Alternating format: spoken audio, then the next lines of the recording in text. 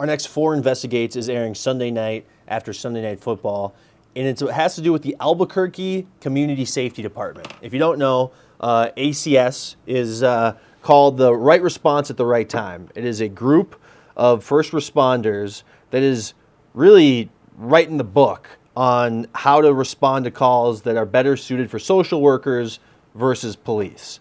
The work they're doing is really impactful, but we want to make sure that it's effective. And one of the ways that we're watching this department grow, it's only been around since 2020, is we asked to do a ride-along on their semi-new graveyard shift. They rolled it back out in August 2023, but as they were figuring it out themselves, they didn't want us to tag along. Eventually, they got to a place where they were comfortable with us riding along, and this is what it looked like.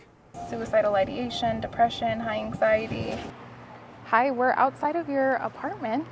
And yeah, right now we're on a call right now for a guy who was saying that he was hearing voices and needing some help. Now we have some behavioral health responders here, hoping to help the guy out. So we'll see what happens.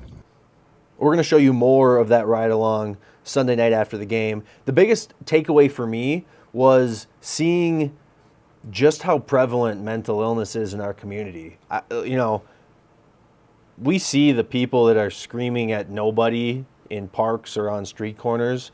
And, we see the people throwing rocks through windows, or, the people who are drug addicted on the street and suffering in all these different ways. But what we don't see are people suffering behind closed doors, or that have different mental illness that need help or medication or intervention and have had very little options until now.